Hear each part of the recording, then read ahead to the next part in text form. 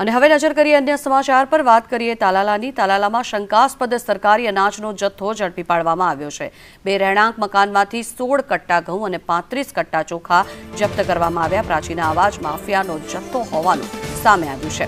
ડાંગાવાડી વિસ્તારમાં રહેણાંક મકાનમાંથી અનાજ ઝડપી પાડવામાં આવ્યું। જગદીશ દુધેરા અને વિજય ભટ્ટીના ઘરેથી આ અનાજ મળી આવ્યું છે। સગેવગે કરવા માટે અનાજ ટેમ્પોમાં ભરવામાં આવી રહ્યું હતું। તે સમયે જ દરોડા પાડવામાં આવ્યા। વેરાવળ ડેપ્યુટી કલેક્ટર અને મામલતદારે આ દરોડા પાડી આ સમગ્ર કૌભાંડ ખુલ્લું પાડ્યું છે। વધુ માહિતી મેળવીએ સંવાદદાતા રાકેશ પરવડા જોડાયા છે આપણી સાથે। રાકેશ, જણાવશો, આ રીતે સરકારી અનાજનો જથ્થો કે જે ગરીબોને મળવો જોઈએ તેના બદલે સગેવગે કરવામાં આવે છે, શું વિગત?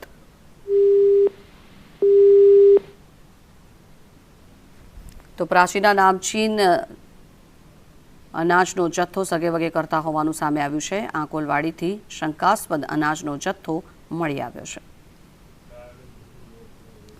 તાલાલામાં શંકાસ્પદ સરકારી અનાજનો જથ્થો ઝડપી પાડવામાં આવ્યો। પ્રાચીના નામચીન અનાજ માફિયાનું આ સમગ્ર કૌભાંડ સામે આવ્યું છે। બે રહેણાંક મકાનમાંથી 16 કટ્ટા ઘઉં અને 35 કટ્ટા ચોખા જપ્ત કરવામાં આવ્યા છે। આ સમગ્ર મામલે કાયદેસરની કાર્યવાહી હાથ ધરવામાં આવશે। જે અનાજ ગરીબોને મળવું જોઈએ તેના બદલે તેને બારોબાર સગેવગે કરતા હોવાનું સામે આવ્યું છે। જોકે આંકોલવાડીથી આ શંકાસ્પદ સરકારી અનાજનો સંપૂર્ણ જથ્થો જપ્ત કરવામાં આવ્યો છે। વધુ માહિતી મેળવીએ સંવાદદાતા રાકેશ પરવડા જોડાઈ ગયા છે આપણી સાથે। રાકેશ, જે અનાજ ગરીબો સુધી પહોંચવું જોઈએ તેને બારોબાર સગેવગે કરીને પૈસા કમાવામાં આવી રહ્યા છે, શું છે આ સમગ્ર કૌભાંડ?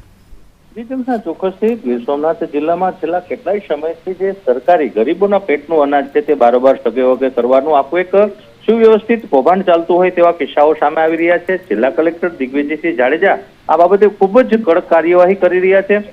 ખાસ કરીને તાલાળાના આકોલવાડી ગામે ડેપ્યુટી કલેક્ટરને ચોક્કસ બાતમી મળી હતી અને તેના આધારે મામલતદારની ટીમને રેડ પાડવામાં આવી હતી।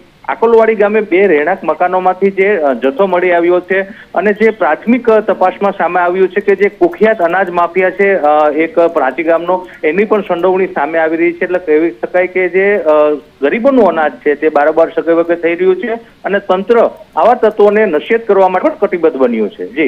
જી, આભાર સમગ્ર માહિતી બદલ।